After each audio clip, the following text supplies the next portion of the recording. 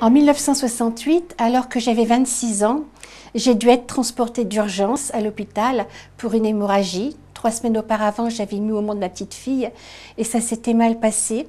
Pendant l'opération, puisqu'on a dû me faire une hystérectomie d'urgence, c'est-à-dire l'ablation de l'utérus, je me suis trouvée au plafond.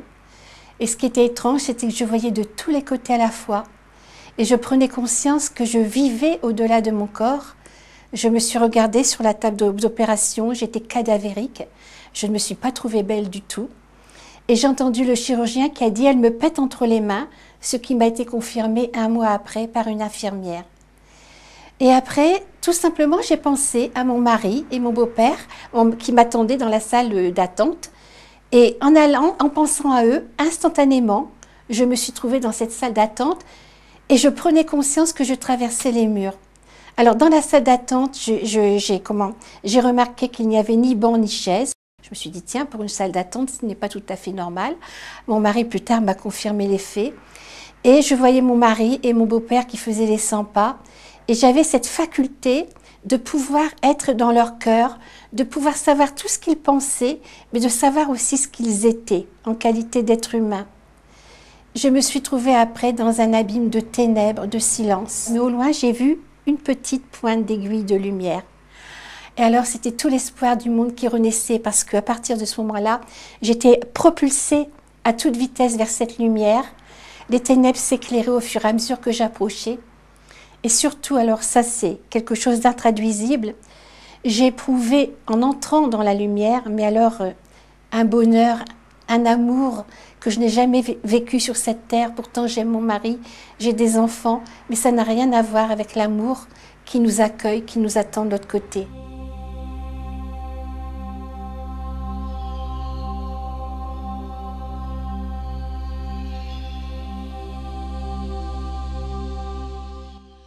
Et là, j'ai compris que j'étais une partie de cette lumière, que j'étais éternelle et que je vivrais toujours. Je pense que j'ai même senti ce que voulait dire le mot « je suis ».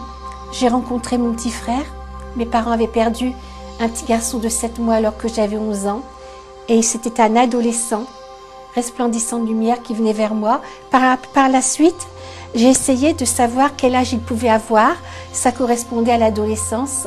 Je me suis trouvée dans ses bras. Il était solide et moi aussi. Il m'a dit combien il nous avait toujours aimés, toujours suivis et toujours guidés. J'ai vu le frère de mon mari aussi, que je ne connaissais pas, je ne connaissais que sur photo. Il était décédé à 25 ans à la suite d'une noyade. Mon mari avait 14 ans à l'époque.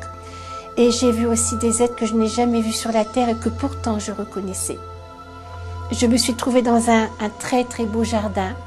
Là, j'ai compris le sacré de la vie parce que si je voyais un brin d'herbe, je voyais aussi toutes les molécules de vie dedans. Je me suis assise près d'un ruisseau, c'était de la lumière d'eau. Et il y avait d'autres fleurs, d'autres couleurs, les sons devenaient couleurs. Ça créait une harmonie, c'était magnifique. Un être est venu vers moi et m'a demandé « Comment as-tu aimé et qu'as-tu fait pour les autres ?» Et on m'a fait revivre ma vie à l'envers de mes 26 ans à ma naissance. Et je voyais tout ce que j'avais pensé, tous les mobiles de mes actes, toutes mes pensées, tout ce que j'avais ressenti profondément en moi. Et donc, quand j'avais fait quelque chose de bien, ce qui était fantastique, c'était que j'étais dans le cœur de la personne à qui j'avais fait du bien. Et c'est moi qui ressentais le propre bien que j'avais fait. Et quand j'avais été méchante, désagréable, c'est la même chose. On m'a dit que le Christ allait revenir sur la terre, que c'était imminent.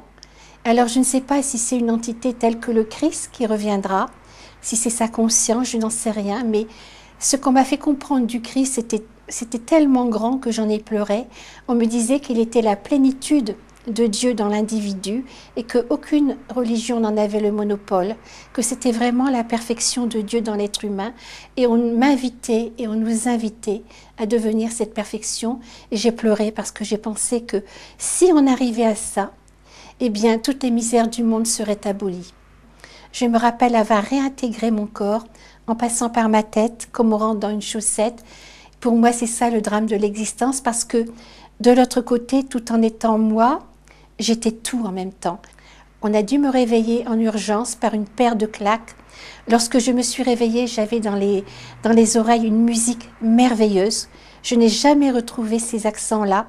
une musique à pleurer d'amour et surtout, à l'arrière-plan de cette musique, il y avait une plénitude. Avant cette expérience, j'avais peur, comme tout le monde, de mourir. Bon, j'avais été élevée dans la religion catholique qui nous disait qu'on revivait à la fin des temps.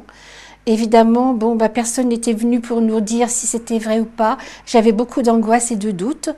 Et depuis cette expérience, eh bien, je sais que notre conscience survit à la mort. Je sais que tout de suite on vit que c'est quelque chose de merveilleux.